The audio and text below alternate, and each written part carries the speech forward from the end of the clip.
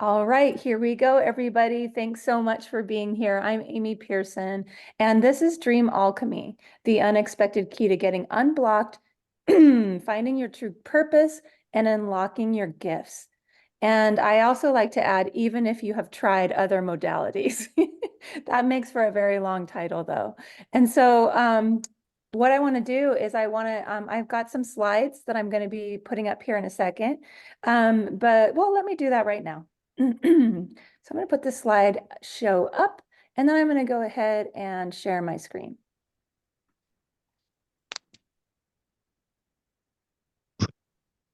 And as I said before, feel free to say a little bit about yourself. Go ahead and post hello in the comments. The other thing too, as I'm figuring out how to get this presentation going here, PowerPoint view. Oh yeah, view. We want it on slideshow view. So the other thing too is, if you wouldn't mind, go ahead and put yourself on mute just so we can protect the quality of the recording. So right now I'm going to share my screen and we'll get this going. Thank you. All right, I'm sorry you can see the slides. I don't have a real sophisticated way to do this, but here we go. Okay, so we are ready to roll. So a little bit about me. For those of you who don't know me, I am a life coach. I've been doing that for probably going on 14 years now. I am trained through Martha Beck, so the Wayfinder Life Coach Training certification program. And I've also been an instructor there for since 2000, I want to say 2011. The other thing is that I am a dream analyst, so I'm certified through the Ashling School, and I'm happy to share more about that program for any of you who are interested. I'm also an analyst. I also work as an analyst for a woman named Ann Tucker, who you can find online. She is a woman who channels angelic healings, and she has these beautiful healing programs that she uses with dream analysts to track the progress of dreams. And the other thing about me is that I am working on a book. So I've got a book underway. It's been in the making. It's been since I want to say 2017, and it's called Forgiving Amy. And I am really on I think this is the year when I will actually have that book finished. But that's a beautiful book about my own story of coming to a place of self-acceptance and self-forgiveness. And my intention with that book is really to share my story and create something beautiful, really alchemize, there's that word, my story into something that I can share with the world and help to bring others into this energy of forgiveness and acceptance. I've been published in places like on Martha Beck's blog, Maria Shriver's blog. Where else have I? Mind, Body, Green. I've been published in my writing has been published in quite a few places. I have my own blog over at beingamytheblog.com. I love to share stories about my own sort of how I work through things. And I love to share share what's real about me, uncensored, without apology. And I sometimes am a bit irreverent in my approach. I like to laugh a lot and laugh at myself. And what else is important to share about me? I have several. I have a lot of kids. I have twins who are now 16. I have a 13-year-old. I have lots and lots of animals. I live in Southern Oregon, and I've been married now for over 30 years. And so that's a little bit about me. The other thing is I came into dream work actually a little bit as a mistake. So I have always been someone who's been fascinated by dreams. And I've been someone who's recorded my dreams on and off over the years. And I have tried to kind of understand my dreams. And every once in a while, it would hit me that the meaning of the dream would really resonate. But overall, I would just feel this sense of frustration. And I knew that the dream content was important. Otherwise, why would this be happening? There's got to be something important about this. And so it felt like this puzzle that I just couldn't crack. And the other thing about me is that I have, I've experienced a lot of trauma over the years. I did not have an easy childhood. Um, so, I've been on this healing path and I've tried a lot of modalities and just being a life coach, so much of that is about living it to give it. And I've had so many transformations and shifts and healing from just the work that I do as a coach and also just other modalities that I've dove into. I don't know what the verb is there. Um, and I've experienced a lot of shifts, but one of the things that's been a source of frustration for me is that I have over the years just kind of found myself dipping in and out quite a bit of energies like depression, and I'd kind of be aware of that, but and I'd have tools to help myself kind of get out of it. But I'd find myself kind of going back into these states of apathy and depression, find myself feeling like I would want to numb quite a bit when, especially in social situations, not really being able to feel super safe around other people and wanting to, I've actually stopped drinking alcohol since 2013, just because I have this family sort of legacy of addiction. And I was really on to myself that I was using that as a way to numb out. So I decided I was gonna stop drinking alcohol. But one of the things that happened was I found that using a certain kind of tincture helped with some bladder issues, and that tincture it contained some THC, so it would get me a little bit high. And so I would use that as a way to deal with this bladder issue, and it would work really well for that. But I also find myself kind of as a self-aware human, noticing that I would also kind of bring it in if I had a social situation and using that to numb out. And so that was something I was dipping into quite a bit. And then, of course, anxiety I used to have kind of chronic panic attacks when I was younger. And this isn't the same thing, but I'd noticed myself just kind of here and there overtaken by anxiety. And so I was kind of frustrated that there wasn't something that I could really do to get to the bottom of that. And of course, there would be these moments sometimes of just extreme reactions. And I sent an email about that, I believe it was yesterday, about one of those reactions where it was just so completely and utterly out of context or out of proportion.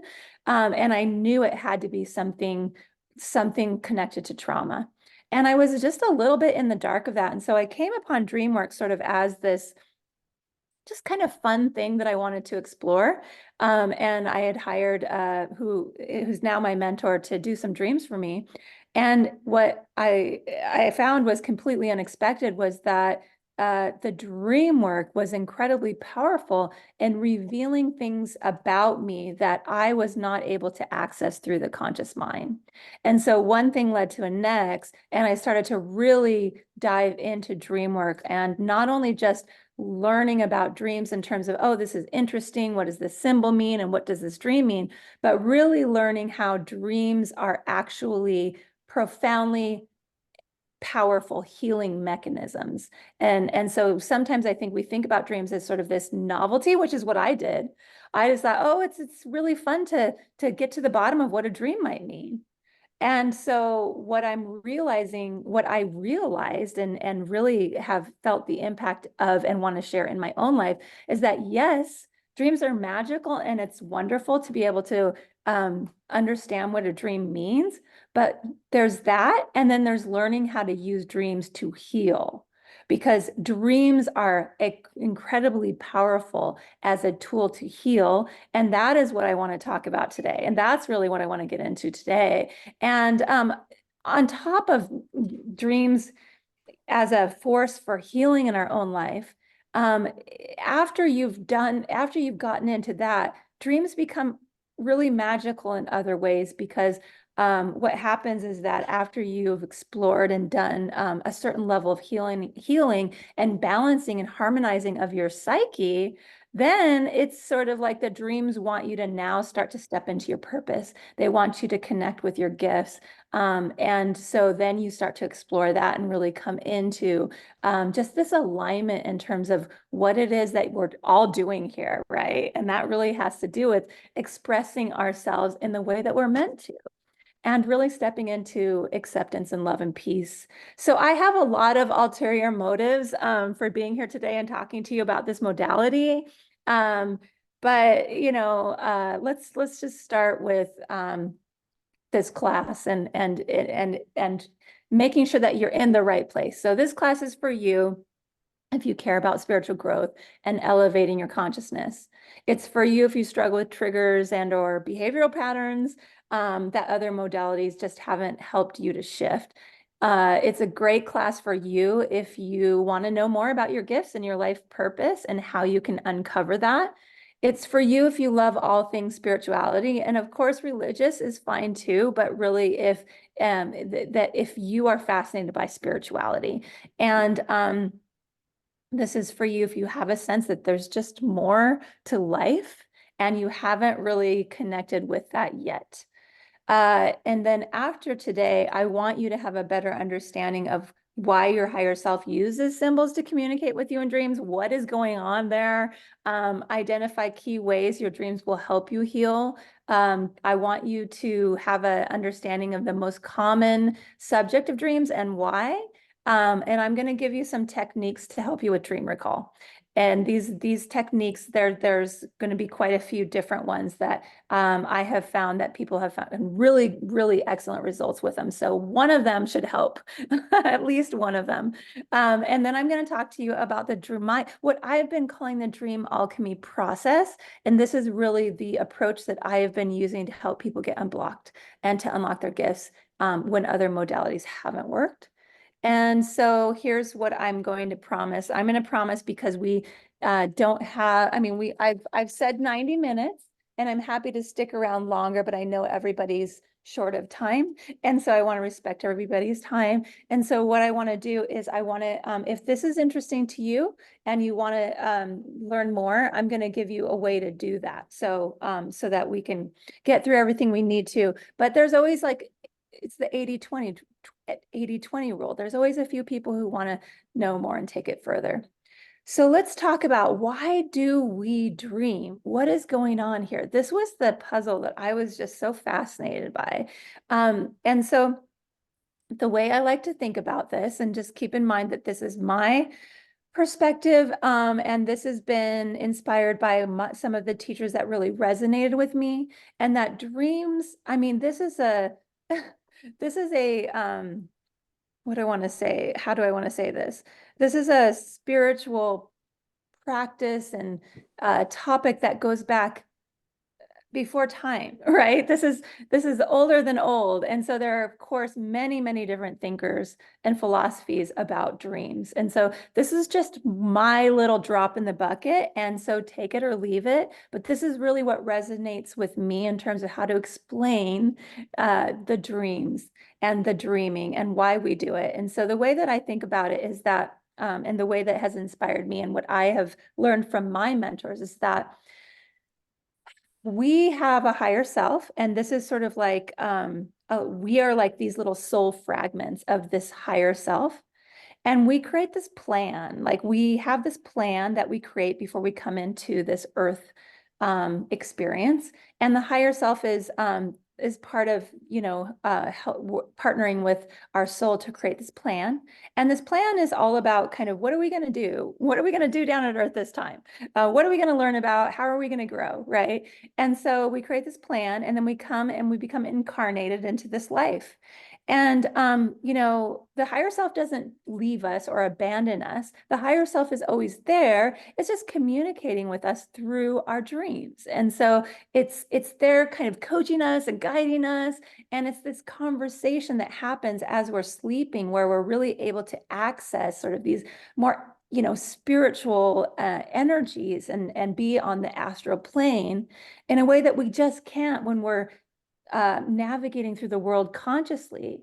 And so it's really this like communication that's happening between the higher self and our soul fragment. Isn't that cool? And here's the thing that's really cool is, if you think about it in terms of this trilogy, you've got the higher self, you've got this part of us, our soul, and you've got then our sort of ego conscious version of ourselves that navigates this earth experience, right? what I think is really cool about dreams and what really resonates with me is that yes, it's great to understand sort of dream symbology.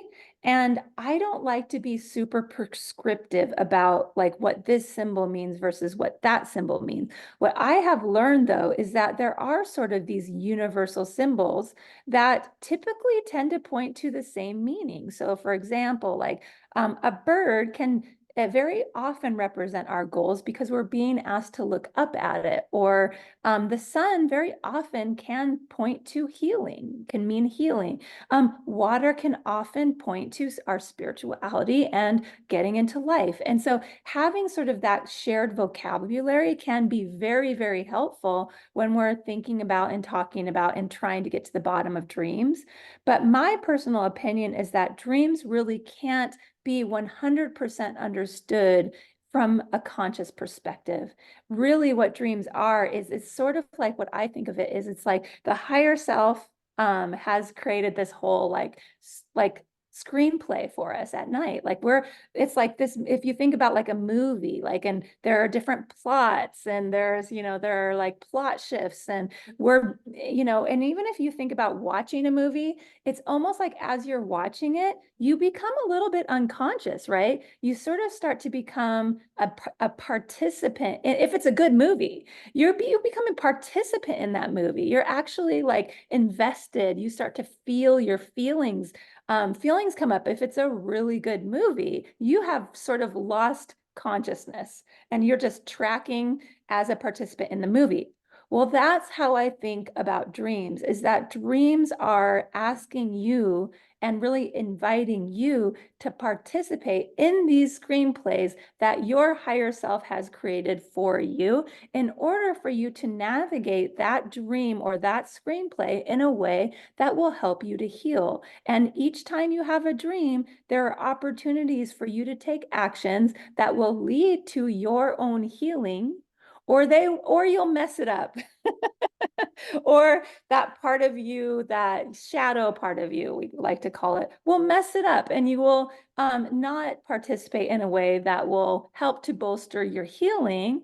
And so that's why going in there and sort of, I guess, what I want to say, that's why sort of utilizing the conscious mind to go in and intercept the message allows us to see, oh, did that dream do what it was supposed to do? Did we take full advantage of the healing that was available to that dream?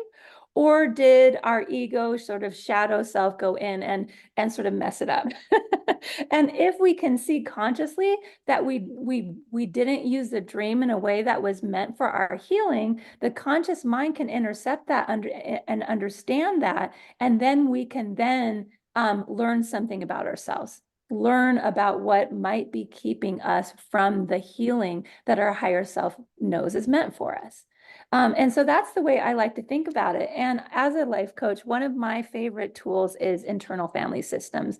Some of you may be familiar, some of you may not be, but really it's this form of healing that is really anchored in this idea that we are not just one self, but we're many different selves operating as a system inside of us.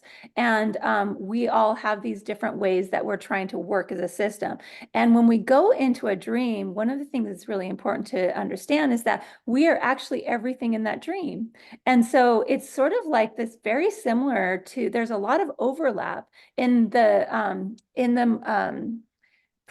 what sort of like the tool, I don't know if you'd call it a tool, but sort of the approach of internal family systems. And so one of the ways that I work with dreams is there's a lot of overlap with internal family systems. So that's just an aside, but for those of you who are not aware of internal family systems, I highly recommend you go check it out, IFS. And I'm happy to share some resources about that, but we are everything in the dreams, and healing dreams are meant to be an experience. So here's a beautiful quote that I love by a guy named Mark Ian Barash. A healing dream can never be fully interpreted or fully understood. Healing dreams want us to stop making sense, not just crack the case, but enter the mystery.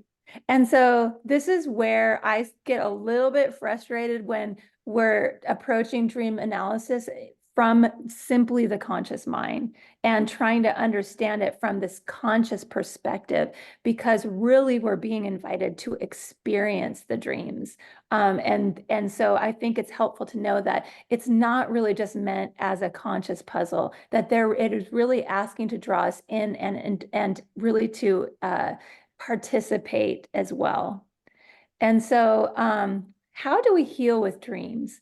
So the first piece that's really important that I didn't include here on the slide is curiosity and openness. It's like, before we even can heal, we have to be curious. And I think so many of us, and I think it's just that ego part of us and internal family systems, it's sort of like these parts of us that are trying to protect us, right? There's nothing wrong with it, but there's these parts of us that are trying to protect us. And so they'll convince us not to be so curious, right? We don't want to know about our shadow. We carry shame. And so we don't want to, or it's just too, we have these beliefs it's just too much. And we just don't want to start digging into some of these woundings and things that, or things that have happened to us in the past. And so it does require this curiosity and, yes, some courage, in order to even approach the idea of healing with dreams. And then it becomes all about awareness, right?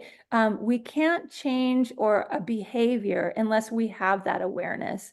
And so one of the things that keeps us from awareness are our blind spots. These are things that we just don't have any way of knowing about ourselves because often they're unconscious, right? We just don't have access to it.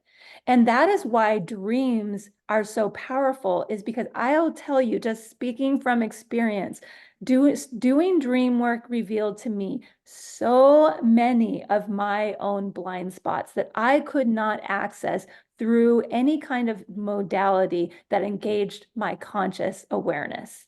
And so this is really, really incredible to be able to have a modality that allows you to access your blind spots when they're just so inaccessible. And so it's our blind spots that keep us from healing. I know, speaking from my own experience, I shared this already, but what were these panic attacks about? I was getting panic attacks up until junior high school, and they would happen right before I was about to go to sleep. And it had always been such a mystery to me, even as an adult. It was like, because panic attacks are different from anxiety attacks. These are the things that take over you, where you really just lose your facility to even be, you're just absolutely taken away from reality. You think you're going to die, and they're very extreme if you haven't had one.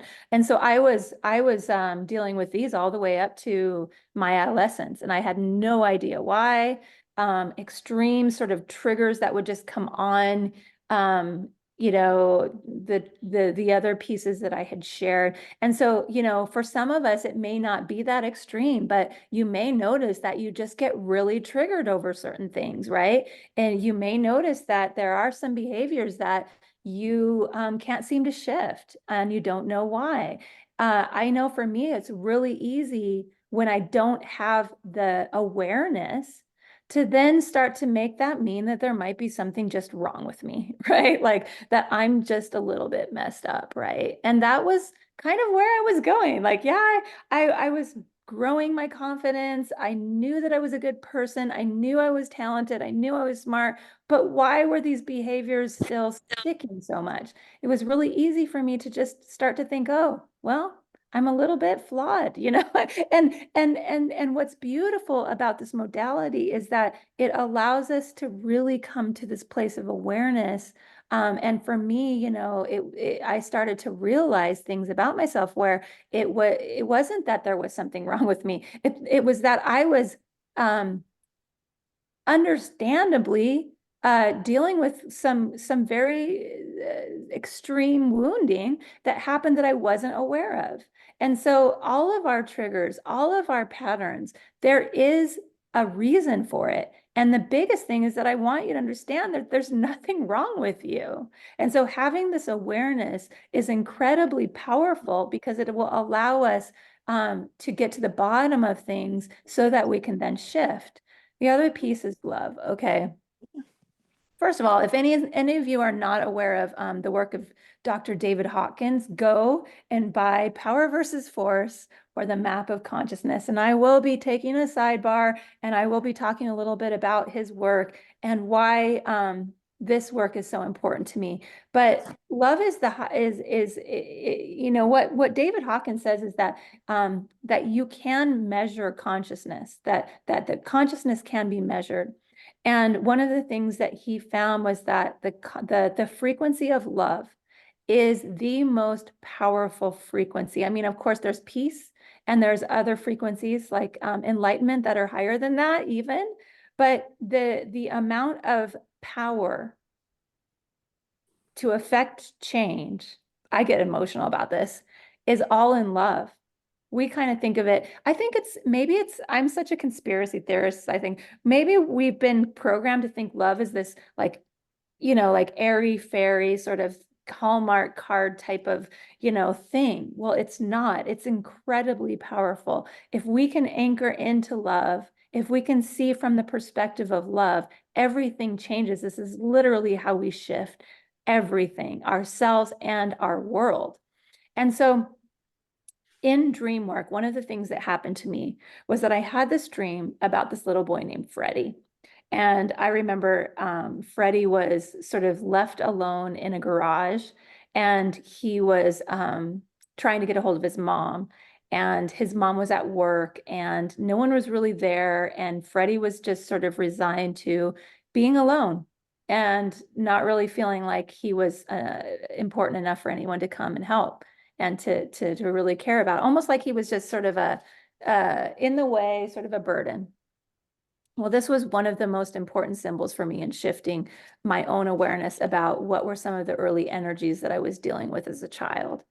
I had no idea that I was able to access the feelings that I had experienced as a child. And one of the key feelings that I felt was that I was really just in the way and that I wasn't really wanted. And I was able to do that through Freddie.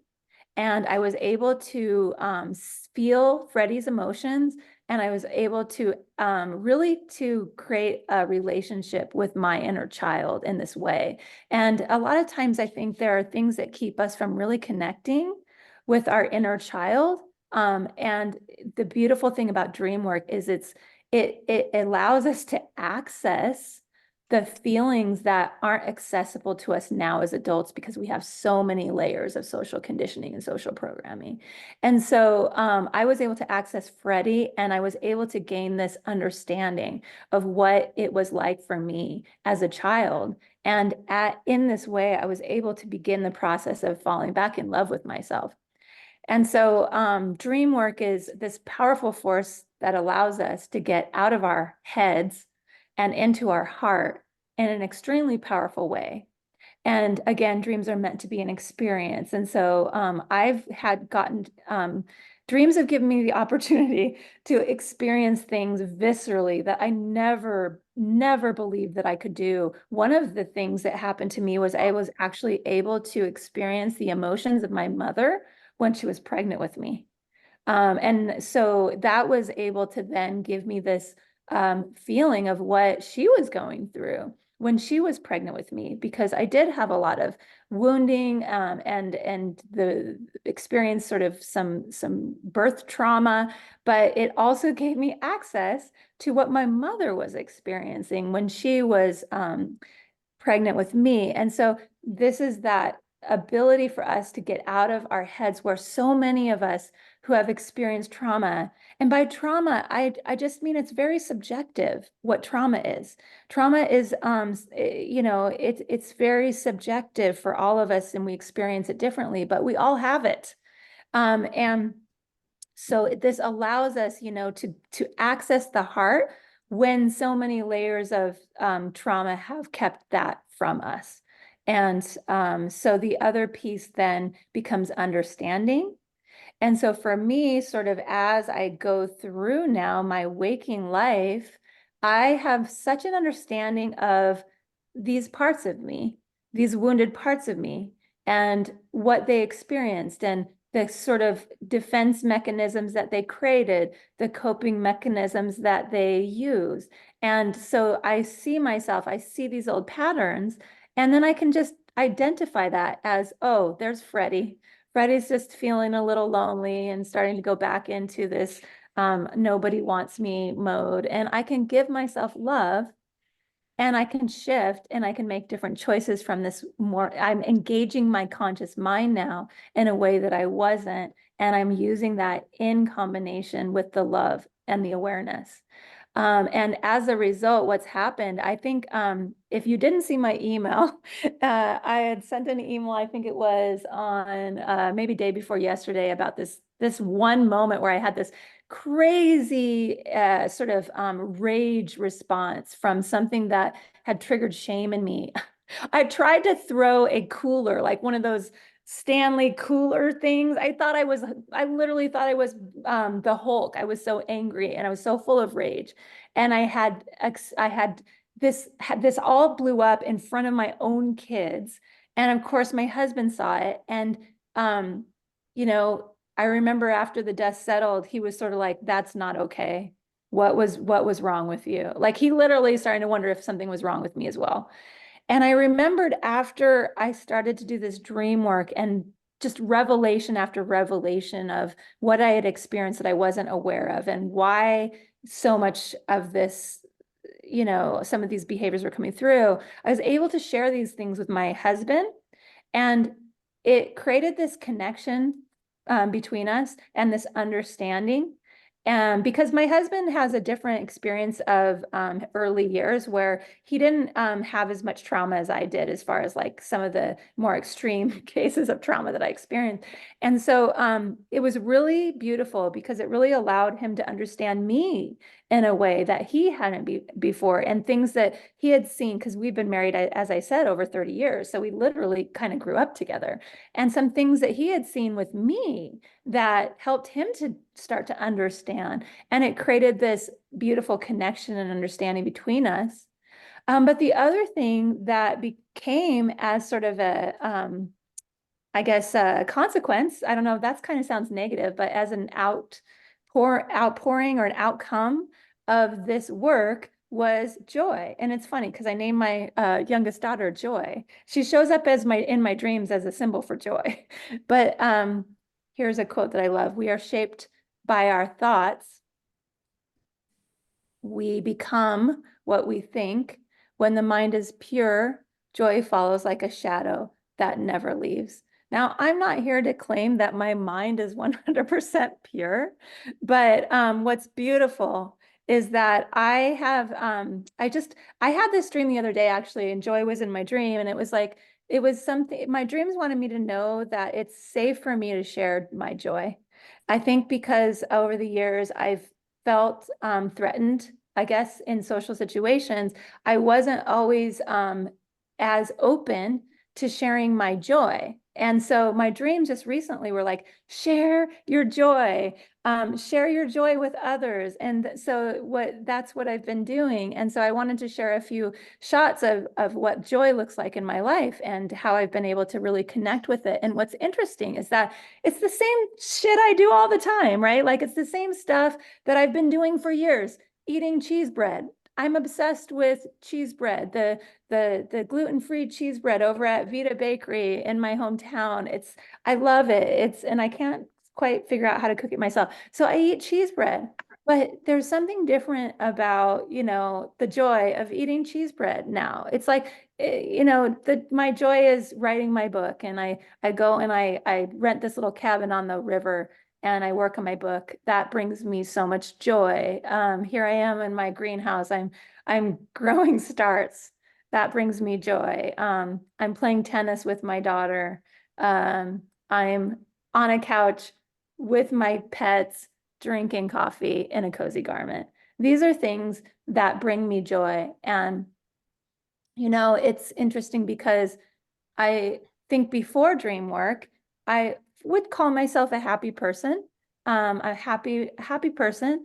But in some ways, I also kind of was sort of like, what am I doing here? It's like, what am I doing here on this earth presence? It's like, it's in some ways it kind of felt like I was a little bit sort of like numb to life in a way.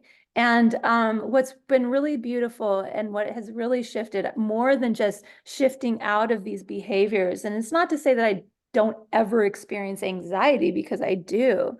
But what I have noticed is that I have shifted those sort of behaviors that I talked about. Sort of then wanting to numb is not showing up for me. Depression is not showing up for me.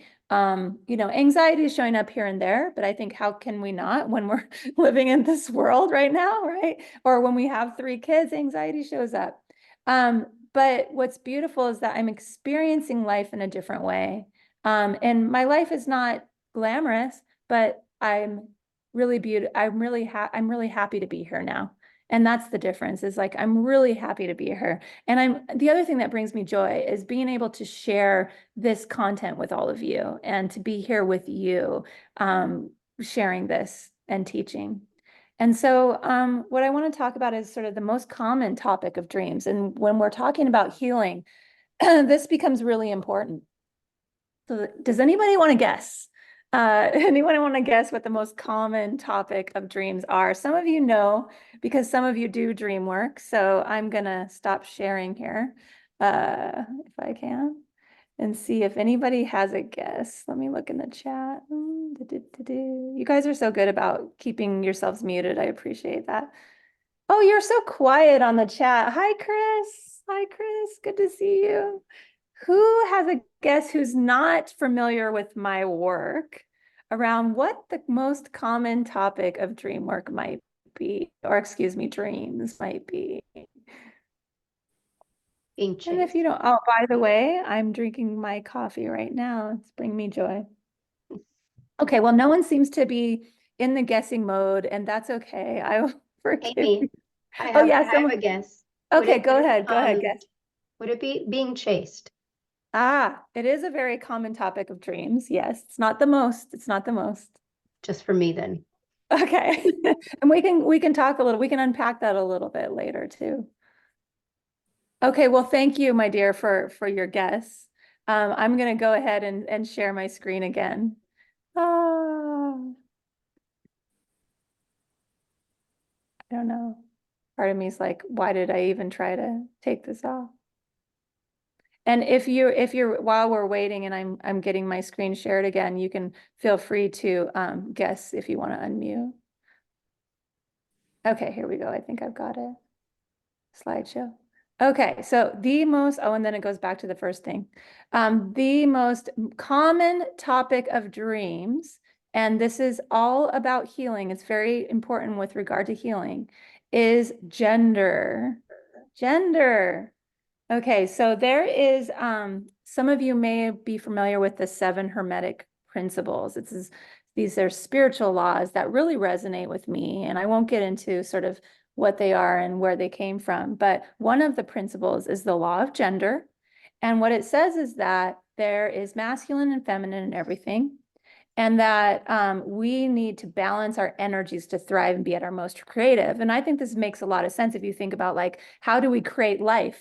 Where it's a combination of the masculine and the feminine, and that's what allows us to create. And so we can create, when we're talking about like sort of this masculine and feminine principle, we can think of like the masculine principle as the mental plane, and we can think about the feminine principle as the emotional plane. And what it allows us to do, if we're talking about just creation in general and really being able to thrive, is it allows us to create a balance it allows us to align with our potential. And we become incredibly magnetic when we combine our emotional sort of power with our mental power and our will. And that balance allows us to reach our highest potential. But in order for us to do that, we have to address our imbalances. And so and that's why I put the sun and the moon there, because the sun, and I like all the solar flare like activity there, which kind of I think we've been seeing right now in our world, and the moon as the feminine principle.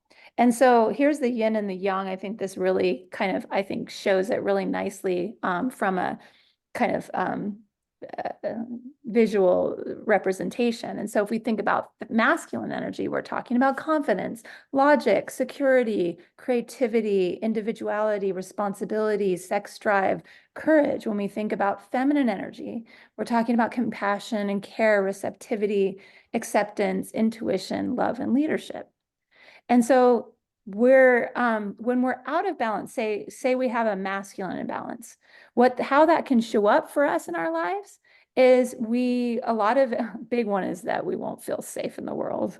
That's a biggie. Another one is that we don't feel supported. So, our very first experience with the masculine is going to be our father or whatever father figure was there or wasn't there, right, in our lives. And our father or this masculine who is there to be in that father role is really their number one job is to keep us safe and to help us to feel supported. And so if we did not get that early in our lives, then that is going to impact our balance. And so that might look like us not feeling safe, blaming external things, being a perfectionist, being controlling, having anger issues, overthinking, escaping into our head, right? Wanting to avoid being seen, being a workaholic. And here in this image, a lot of times in our dreams, if we have imbalances with our masculine, it will show up in our dreams. Often it can show up as a man who is sick, or drunk or incapacitated or just doing really unsafe things, not being kind to us, just not being available. This one is an image of a man in black and white. So black and white in dreams often can mean that we're in a black and white thinking mode, right? We're seeing things as black and white. If this man is older, that often means that we're approaching things we're needing to be a little bit more mature in our own thinking. Obviously, this man is sick. So if we see a sick man in our dreams, then that's showing us that parts of our masculine is sick. So that's the masculine out of balance. The feminine out of balance, we don't feel loved or welcomed, right? I talk about a lot in my own writing, sort of my lifelong experience with something that I learned is called rejection sensitivity. And that's really this sort of paranoia of feeling like people are rejecting you in some way. Like if there's some kind of ambiguous situation, a lot of times we're quick to jump right into, oh, that person is rejecting me in some way, or that person doesn't want me, or right, that person is excluding me. And so I've dealt with that so many times. And I actually have quite a bit of funny little blog posts about things that I'm making fun of myself a little bit in terms of like my own rejection sensitivity and how I've gotten myself into trouble by assuming that someone is rejecting me or excluding me, and then behaving from that place of rejection when it was just a total misunderstanding. And so rejection sensitivity is a big one. Feeling invisible, pretending to be happy, not wanting to ask for help, right? And sort of just pretending like everything's okay. Having boundary issues. Overthinking shows up again here. Being an empath, a lot of times empath is a trauma response. It's not to say that it doesn't also give us gifts and certain kind of perspectives, but it often comes as a trauma response, as do many of our spiritual gifts when we have mother wounds.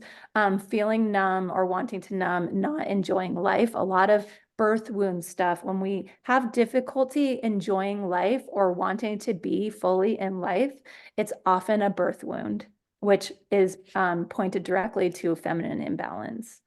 So here we have a picture of a woman. She has her back to us. So that is often a sign of not feeling sort of being out of alignment with our feminine energy. And she has some squares on her shirt. So in dream analysis, this is one of those things where it's like, having the language, knowing the language of dreams can be helpful, because I know that squares are about limitation, right? And so we see the square, we see the plaid. There's a hand here that's showing up significantly. And that often when we see hands in dreams that are really spotlighted, that means that we have a healing gift. And so this may mean that, because often the healing gift is we see this as an imbalance that shows up with masculinity, but here, if we're looking at this in a dream, we would see that somehow our wounded feminine is keeping us from being able to fully step into our healing gift. She's got circular earrings, and circles tend to be representation of, feminine heart, and really an invitation to get into our heart. So having that knowledge, kind of the language of dreams, can be helpful. But what I'm going to do is I'm going to share with you a really powerful way for you to work with your own dreams on your own. That doesn't have anything to do, you don't need to know any symbols or any of the language. It's one of my favorite ways to really experience dreams. So here is some, I guess to kind of get a sense of me and balance. I've worked on healing and bringing balance to my masculine and my feminine. And so here I am in balance, happy to be alive, feeling loved, open-hearted, so much more open-hearted with people, so much more comfortable in social situations, not numbing anymore, forgiving easily, not having to control, less triggered. And if I am triggered, kind of having the tools to get to the bottom of that for my own healing, laughing more about stuff, accepting people as they are. I'm a lot easier to be around, you guys. Just, let's see, I'm more myself than ever. I'm in flow. I really feel like I'm doing my best work, trusting that life has my back. Lots of intuitive gifts coming up, coming in for me, much more creative. Book feels like it's writing itself now. Maybe that's just because I'm at the final stretches, but maybe it has a little bit to do with this work as well. And I'm setting boundaries with my kids. That was one thing that really is kind of was a blind spot for me because of the trauma that I experienced in my own childhood. I really was overperforming as a mother, and because I didn't want them to feel some of the things that I had felt. And so I'm now starting to set boundaries with my kids. And so that's a kind of the latest one that I've been working on quite a bit. Okay. So we change the world not by what we say or do, but as a consequence of what we have become. And I just wanted to pause here, because why am I even doing this? Like, obviously because it's an powerful healing modality that I really don't think many people know about. Like, many people just kind of see dreams as this novelty. And really, I guess I would say I'm kind of on a mission to get the word out about how powerful this is. But I have an ulterior motive, and that is that I want to create a better world. I think, obviously we are all experiencing the extreme polarity and just straight up craziness right now, what's been going on in the world. And I think for me, my whole life, I have seen myself as an activist. And, I've been doing it sort of in the conventional approach where, the petitions and the rallies and some of those more conventional ways that we approach activism. But what I didn't realize was that I was approaching activism from a wounded place. And so what I was actually doing was I was creating the energy. I was doing my activism from the energy that thought I was trying to help, right? That I was trying to heal, that I was trying to shift, that I was trying to transform. But because I was doing activism from a wounded place, I was just adding to the polarization. I was adding to the hate. I was adding to the fear. And again, if we're wanting to create a more balanced world, a world that's more harmonious, we have to first create that within ourselves, so that when we're doing activism, we are putting into the world the energy that we want to see come back to us. And I don't think, I wish more of us understood this. And so this is why I talk about David Hawkins and his work, and sort of this his model of consciousness. And of course, consciousness isn't, we understand that consciousness isn't linear in this way, but this is a beautiful model to help us understand that when we can act from some of these higher frequencies, then we can start to create from those places, and the world will mirror us. And so it starts to shift when we come into that frequency of courage there, that is the key place where we start to shift and we come into a place of power. Anything that we do that comes from anchoring in pride, anger, fear, desire, which is really addiction, frequency, shame, if we're behaving from those places, then we're creating resistance. We're just creating more resistance, and we aren't getting the results that we want. So when we can create from these higher order energies, then we start to see things shift because we're performing in the energy of power. And it all starts with courage. What is courage? Courage is that curiosity we talked about, it's that prerequisite to healing, right? That I talked about when I talked about those pieces that are necessary for healing. It's courage. It's that willingness to be curious about what's going on, what's underneath the panic attacks, what's underneath those triggers. It starts with courage, having the courage to look at it. So this is from David Hawkins' Power versus Force. And what David Hawkins says is that, and this really came from Power versus Force, and I can't remember when he wrote this, but I imagine if this is what he wrote then it's probably similar or maybe even lower now. But he said 85% of the world's population calibrates below 200, which is the frequency of courage. The energy of a single individual, and this is his research, who calibrates at 500, which is the frequency of love, counterbalances 750,000 individuals below 200. So that is why Gandhi's quote is so important: to be the change you wish to see in the world. Work on yourself first. So how do we remember dreams? There are some of you who can, and you do it all the time, and there's some of you who are just like, I'm struggling. And I will tell you though that even one dream is going to be significant, because your higher self is going to send you the dream that you need. And the higher self is going to keep repeating the same theme, and it might be different screenplays. You might get a romantic comedy, or you might get like an action adventure, right? But you're going to get the same message through each screenplay, right? That the higher self brings you until you get that message. And then your dreams will shift to a new theme. So even if you just remember one random dream, that dream is the dream that you needed. But it's always nice to have more to work with. And so here are some things that I have found to be extremely effective when it comes to remembering your dreams. The first, well, let's see. Oh, whoops, I'm not on the right screen. I was going to talk about, oh, well, okay. So let's just stay here. Okay, so the first is to set an intention. This sounds so simple, but often simplicity, we underrate simplicity. So set an intention to remember your dream. Just do that before you go to bed. And I can't tell you the number of people who come back to me, go, Amy, I remembered my dream. I set the intention. That are so shocked that worked, but it does work. So set the intention. And then the other piece is, even if you get a little snippet of a dream, record it somehow. The reason that that's important is because then it sends a message to your higher self that you're showing up. You're showing up and you're going to do the work. So just, put your phone next to your bed, whatever you have to do to just, there are different strategies and techniques. Some people use voice memo.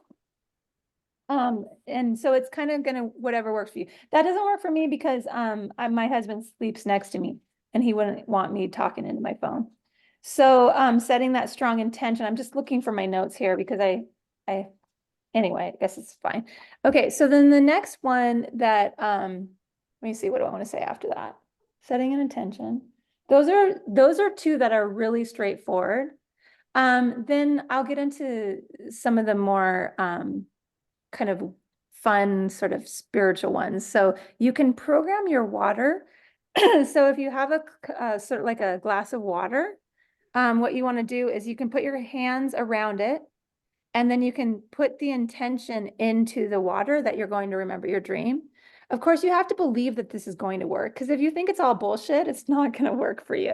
That's the principle of telepathy and other spiritual principles. If you don't believe it's going to work, it's not going to work. So if you believe that this will work, then it'll work. That's a very important principle. And so putting your hands around this and then putting in your intention, programming the water that you remember your dreams, and then drinking some of the water before you go to bed. And then when you wake up, whatever you remember, put it on do the thing where you put it in your journal or you record it on your phone. And then drink your water, drink the rest of the water. And that is a technique that many people have found success with. Another one is crystals, dream crystals. And so there are different crystals that work for this. You can Google that. That's a very simple Google, but I'm trying to think the purple one. What's that purple one? I'm forgetting it. Someone can feel free to unmute. Amethyst. Thank you. Amethyst is a great one. There's one called shaman stone. There's quartz. There's that beautiful lapis, I believe it is a really nice one. Moonstone is another one. So you can do a Google and look up some dreams to help, some crystals to help you. And then there's specific language that you would use to program the crystal. And of course, I'm not finding it right now in my notes, but I will send that language as a follow-up so that you all have it. But you wanna make sure and program your crystals. And so sleeping with those under your pillow is a fantastic way to start remembering more of your dreams. I just actually read yesterday that there's a technique where you can put your fingers on your eyes and close your eyes like this, and then set your intention and do this while you set your intention. I haven't tried that. That was actually in Healing with Dreams is one of my favorites. This is by George Radican. And he has that in there as well as the programming the water. So those are some powerful ways to remember your dreams. The other thing to keep in mind is that I know for me, because I mentioned that I was taking a tincture, and that tincture had some THC and CBD kind of combo. And I was definitely not able to remember as many of my dreams when I was taking that tincture. So sometimes whatever like you're taking can impact that. So just be aware of that. The other thing too that I started to look at was that, vitamin B and sort of your body's where you are with vitamin B sometimes can be, so sometimes it can be something to look at. But yeah, those are some techniques to work with your dreams. And I feel like I'm forgetting one. Let me see. Katie, I know you're here.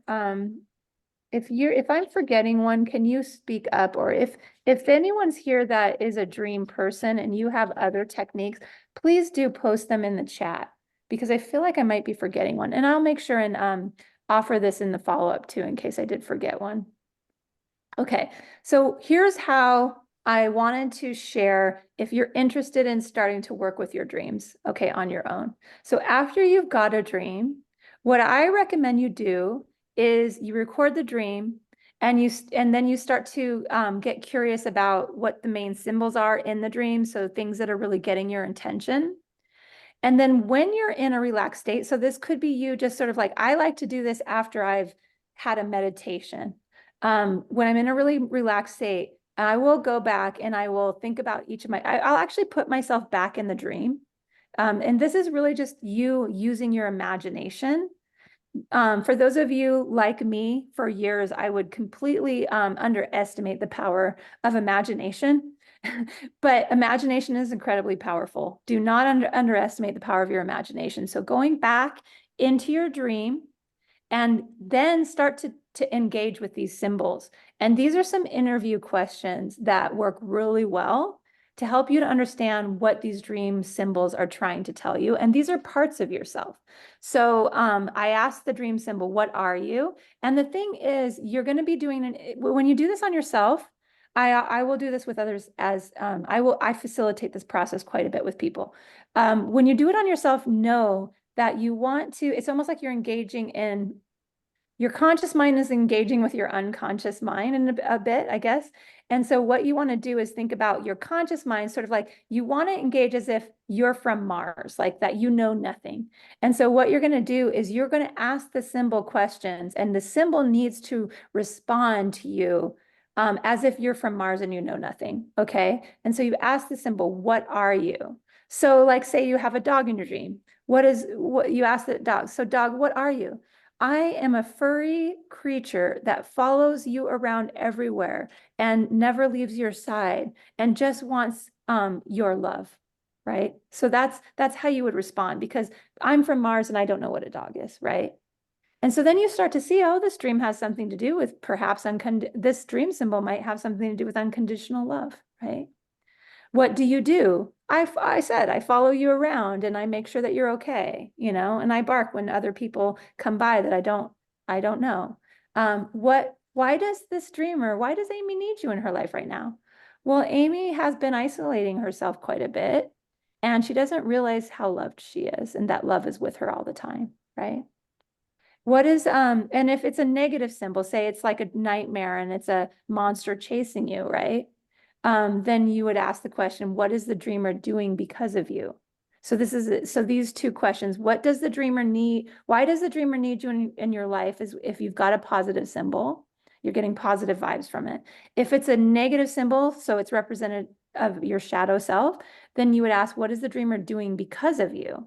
Well, I'm a monster, I'm scary. So she just isolates herself from the world. She doesn't go out. She doesn't try things that she's afraid of, right? So what message do you have for her?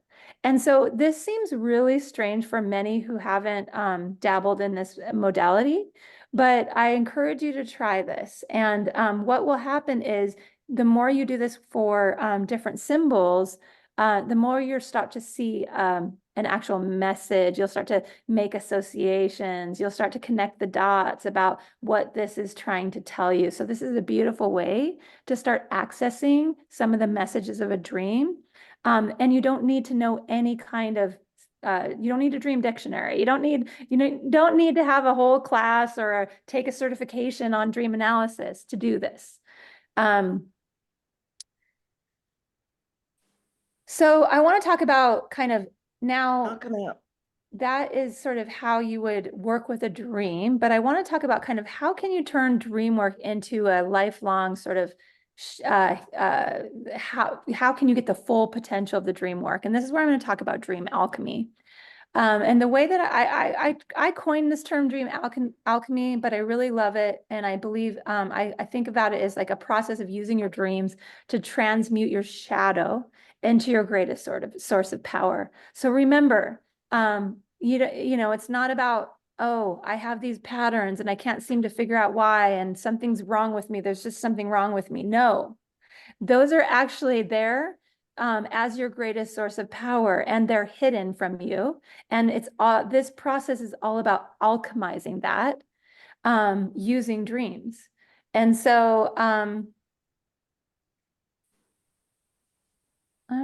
was going to talk about how we do this. So how do I do this? Well, let's talk. First I'll talk about the way that I work with people and dream alchemy. So what I do is I take individuals and I work with them over the course of give or take 8 weeks. I meet with them once a week and we look at their dreams.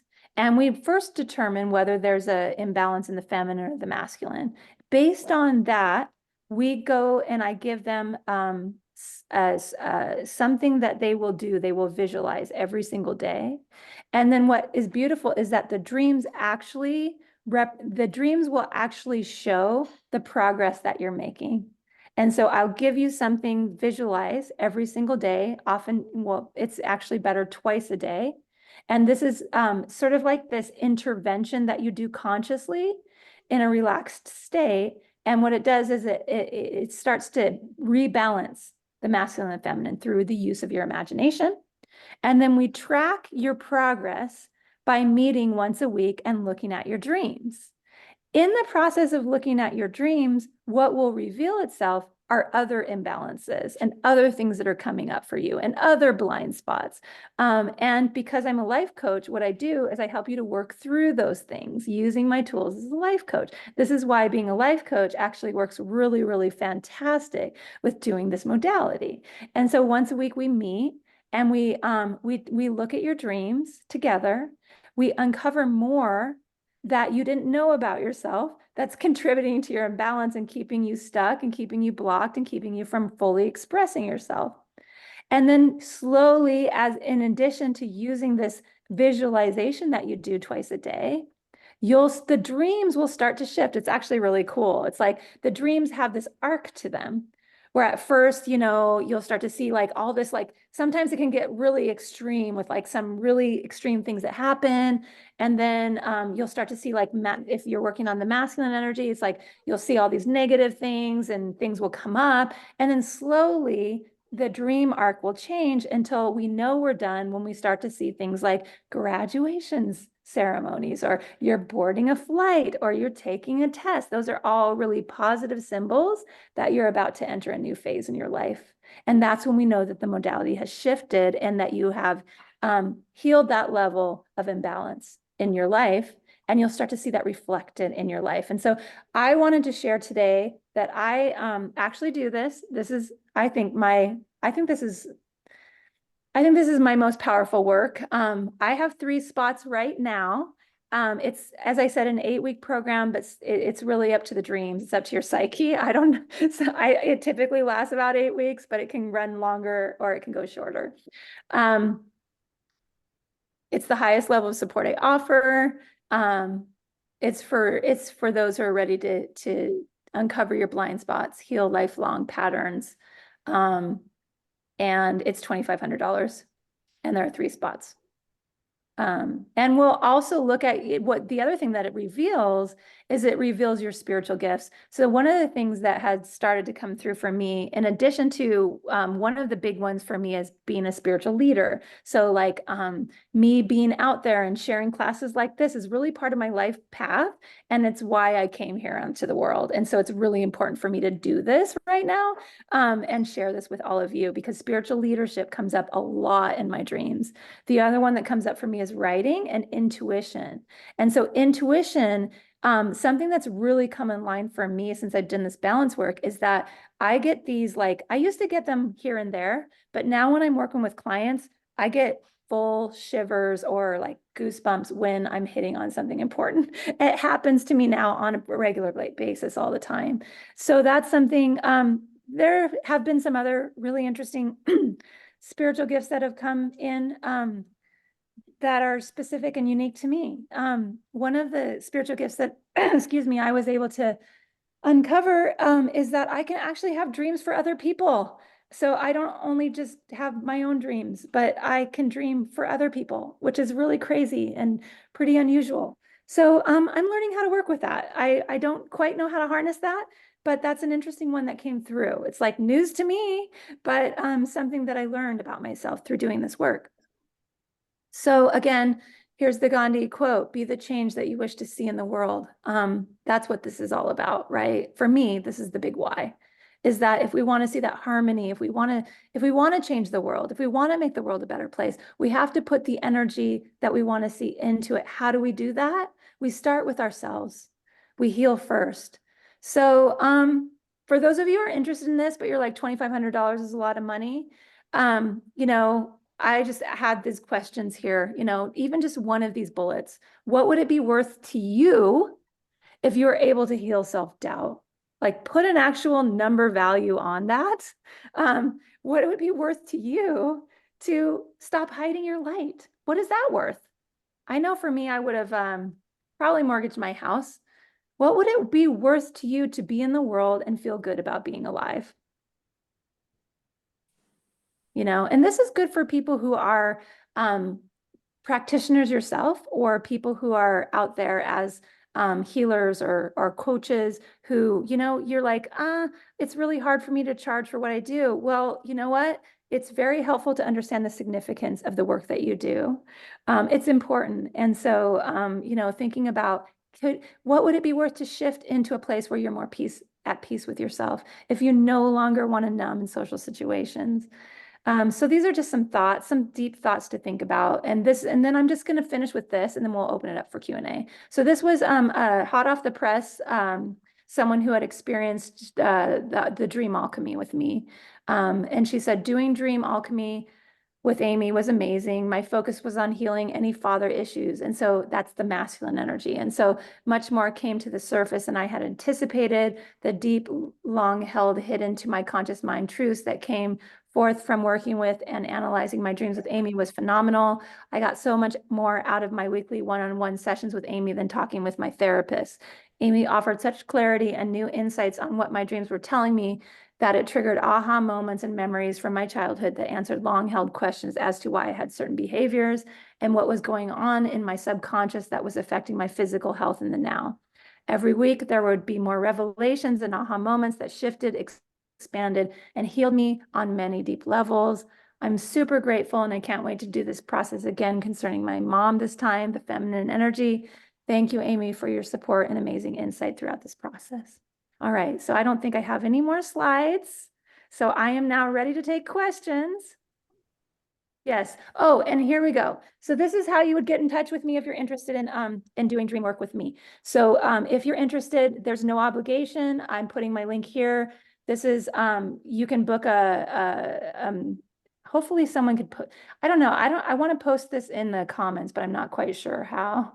Bookme.com, stop share. I don't know why that just went blank. Anyway, yes. So I'll try to put that in the comments, but I'll definitely put it on the follow-up. And I felt like I had lost my train of thought, but at this point, what I want to do is just thank you all for being here and staying with me, and to just open it up and see if anybody had any questions. So feel free to just either unmute yourself. It looks like we have, let's see, I don't see anything. The intention one. Oh, thanks, Katie. Yeah, the sip of water was the water one. Thanks, Chris. All right, so thank you so much. I hope you found this helpful. What questions can I answer? One of the things that I did say I was going to talk about, but I didn't, is nightmares. And I think someone had said that that was something that comes up for them. And the way that I think about nightmares is, I feel like it's the psyche. It's like, you know, how we talk about dreams as screenplays, and it's like our higher self creates these screenplays for us to interact with, right? And to experience. And so nightmares are like, oh, we're going to do a horror movie, you know, or we're going to make this a really scary one so that we can evoke a lot of big emotion so that we can really get the dreamer's attention, right? Because they haven't been listening to our romantic comedies, or they haven't been listening to our other screenplays, right? And so we're going to do one that's really extreme because this one's important and we really want the dreamer to get the message, right? And so, you know, one ways that you can work with nightmares is you can actually engage your imagination. And after you've had the nightmare, you can get in a relaxed state. And what you can do, and this is based on this technique is inspired by George Radican, who is my mentor's mentor and whose work I really resonate with. And he talks about going back in to the dream, if you can, and pointing to, say, the person that's chasing you, pointing your finger and seeing light coming out of your finger to whatever like facing the person or the thing or the monster that's chasing you, pointing loving, this light is whatever's coming out of your finger is loving light. It's very powerful. And see it hitting whatever's chasing you and watch it transform. Imagine it transforms and see what it transforms into. It'll transform into something benevolent. 9 times out of 10, I've never seen it happen where it doesn't. And it will have a message for you, and ask it what its message is. That's a beautiful way to work with being chased. But you can do this with nightmares, and you can do this with things that are upsetting to you, is use the light beam. So I have a question. Yeah, go ahead. Who's speaking? That's Callie. Hey. Hi, I'm going to take myself off. Go ahead, Callie. So I love the light beam one. So My question is, if we have something that we are like consciously worried about, and then we dream of that exact same thing in the dream, what does that thing mean in terms of like symbolism? Like, so for instance, for Yeah. me, like my ex, and then he's in my, like thinking about, Yeah. it, then he's in my dream. Like, what's the symbolism? I would like to not think that it's Yeah. literally about, Right. you know?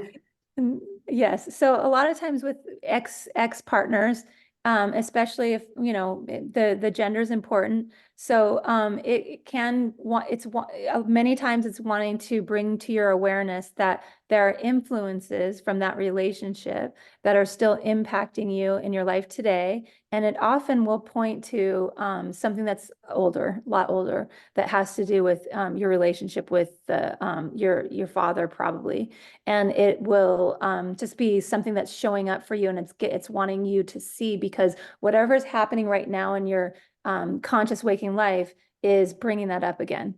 So there's something there to look at. Okay, thanks. Yeah. And Kate, I see your hand up. Hi, Amy. This Hi. was wonderful. Thanks so Yay. much. You're so Hey, welcome.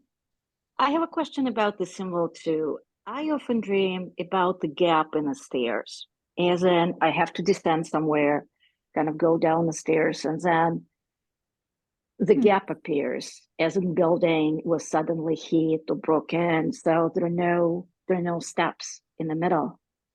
But I have to go down and I have to jump. Uh-huh. Or come down in some other way. And most of the time, I kind of jump, and sometimes I land on the land. Sometimes it's weird. So Yeah. I've been I've been kind of afraid to work with a symbol myself. I don't know why. Maybe I'm Mm. just a wuss. But at some point, what they picked to me is an ADHD and motivational gap. So that would come up, but I Ah, don't want to go there right now. Is there yeah. anything else that Yeah.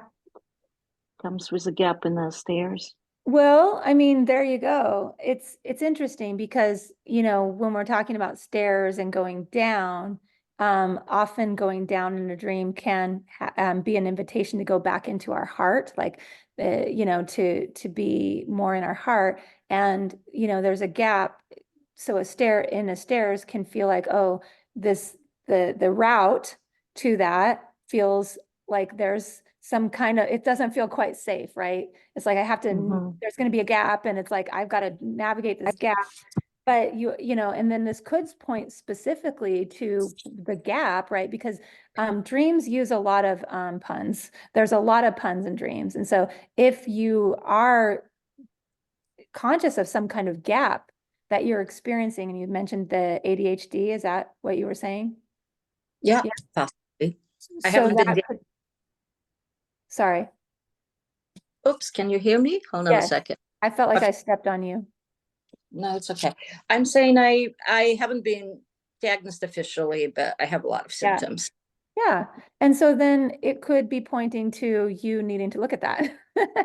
You needing to really face that. And you mentioned that fear, right? And so like having a stairway that you're supposed to be using to go down into your heart and your feeling. And what does it mean to go down into your heart? It essentially means being able to be with your feelings. And that's not always easy, right? Like we love the idea of love, but do we want to experience the grief? Do we want to go back and look at the shame? I mean, so being in our heart it's not for the faint of heart, right? And so, it could very well be that you're being invited to take a look at whatever associations you have with this ADHD, and how that might be impacting your ability to really be in your heart space. And again, when we're talking about dreams and dream symbols, it's often, I can share what I can from my perspective here in a very limited time, but every individual is so different. But yeah, that seems like it may have something to do with that. And I think you're pretty onto yourself, Kate. Thank you. Thank You're you. so welcome. It's good to see you. Good to see you too. I haven't seen you in a while. I love it when I get to see my, I've been people that, I've been following you. I've been into myself a lot. Yeah. Oh, it's so nice to see you. All of you soon. Yeah. Any other questions? Okay, so as a follow-up, I promised I would share the language for activating crystals. What else did I promise I would share anything else? I'll share the link if anybody's interested in chatting about dream work. So I'll make sure and share that. Other questions? It's amazing that you're all still here. I think I I think I spoke for almost 90 minutes. Other questions? Inti-sam, amazing talk, Amy. My question is, are there certain times of the day that are more significant to dream, like a night dream versus a midday nap dream? Or all my dreams, they're all significant. It's interesting though, when you ask that question, because some people are good dream. Like I'll take a nap. Especially with I had sleep issues for years and years. And honestly, I've been sleeping through the night now for probably about 3 weeks. And so that's been another shift. Doing dream work can help heal, like physically and not just emotionally. And so I haven't had a need to do much day napping anymore because I'm sleeping better. But when I did nap quite a lot, and I never remembered my dreams when I nap for some reason, but others remember their dreams when they nap. And I would say that I don't personally know that there would be any difference in significance. You know, taking whatever symbols and whatever you get is going to be significant, regardless of whether it's a nap time dream. In fact, you know, one of the things that I do quite a bit, and one of the things that I do, and I work with people who don't remember their dreams, is we invoke waking dreams, and they can be just as powerful. So it's really it really doesn't matter. Oh, I remember the other technique about remembering dreams. So the other technique to try is to set your alarm and, you know, get up a little earlier than you would. I know that's painful for some to hear, but if you set your alarm for like maybe an hour before you typically get up, a lot of times you'll intercept yourself dreaming. And so then you can record your dream, and then you can just go back to sleep, or you can go to the bathroom. And then a lot of times what will happen is if I set my alarm, and I never needed to because I'd get up to go to the bathroom anyway. But if you're able to get up about an hour earlier, you're typically interrupting a dream cycle, and then you can remember your dream then. But I also found that if I went back to sleep and then I woke up at my typical time, I would also find it easier to remember a dream. So that's just an aside for another technique that I remembered about remembering dreams as a really good strategy. I knew I was forgetting one, but yeah, and Disam, anytime, it's all important. It's all significant. Let's see. Oh, Chris, I'm sorry. Is it possible to get a male support person to show up in every dream? It is. It is. Say more, Chris. Do you have more to add to that question? I don't quite understand. There, can you hear me? Yes. Oh, great. No, it was just something that Anne said when we were talking about balancing the masculine and feminine. And she said, now I have a male that's there to support me all the time. You know, like when he told us about checking into the hotel is a Yeah. birth wound or something. And now she owns the hotel and they roll out the red carpet for her and give her the fruit plate. And so she Yeah. said these wonderful things. And that one kind of stuck with me. I thought, Isn't ooh, that and that's cool? so nice because I'm always on my own in my dreams. I would love to have a Yes. now that we've done the healing of the masculine and feminine, I'm like, well, he hasn't showed up on his own. Yeah. So is there a way I can call him in? Yes, absolutely. So what Chris is talking about is, so Ann Tucker is a spiritual healer, and you can find her on YouTube. Ann Tucker, she channels angelic healings, and she's incredible. And I do work with her as a dream analyst. And so it's really interesting to see the dreams of spiritual people that have done a lot of healing, because their dreams are crazy with the support and the like goodness. I mean, it's not to say that they don't have messages about things that they need to work on, but Chris was just talking about, Anne had mentioned a dream where, she's got all this support coming out and people doing things for her in her dreams. And I love that. And it's so, Chris, what I would say for you is set the intention that you want your masculine to come and be more supportive and be more front and center in your dreams, and do that in the same way you would set an intention to remember your dreams. And one thing that can be really powerful is to write it down, like write it down in journals, write your intentions down in journals.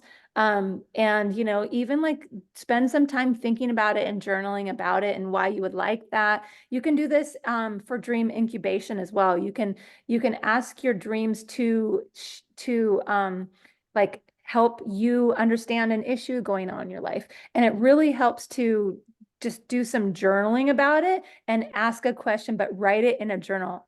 That makes it more powerful. I've tried it where I just go to sleep thinking about something, and it's not as powerful as if you journal it before you go to sleep. But yeah, just set an intention and work with it that way, Chris, and do some journaling with it. I know for me, after I've done work with my masculine and my feminine, it's really neat to see, like for me, so much of my feminine would show up as like these women that had their backs to me or were criticizing me or judging me, and it's so beautiful to start to see the dreams change where the women are there supporting you, and they're doing things with you, and they're partnering with you. And so that is definitely part of the healing, as you start to see that in the dreams. It's what we look for when we're doing the healing work. It's like, you're not done until the masculine or the feminine starts to come and show up in a positive way to support you. And so that will be reflected in the dreams. It's really cool. Oh, great answer. Thank you so much. Yeah, of course. Thanks for being here. All right. Any other questions?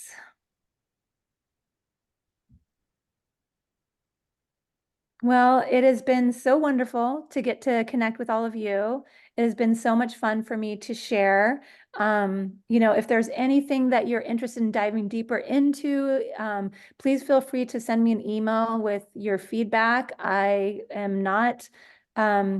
thinking about maybe, doing more talks. So of course, if there's a topic specifically that you'd like to learn more about with dreams, just let me know. And it may end up being another talk. Otherwise, let me see. I'm going to try and put my link in here. Let's see if I can get it in here. Yeah. Okay. So I'm going to put my link in here. You'll want to sign up for if you're interested in talking to me about this modality, you would want to sign up for there's a 30-minute discovery call. So I'm putting that here, but I will also send that as a follow-up. Okay. Thank you, everyone. Thank you, Katie. Blessings, everyone. I know. Thank Dreams you, are Amy. All right. You're so welcome. Take care, everyone. Thanks for Bye-bye. being here. Bye.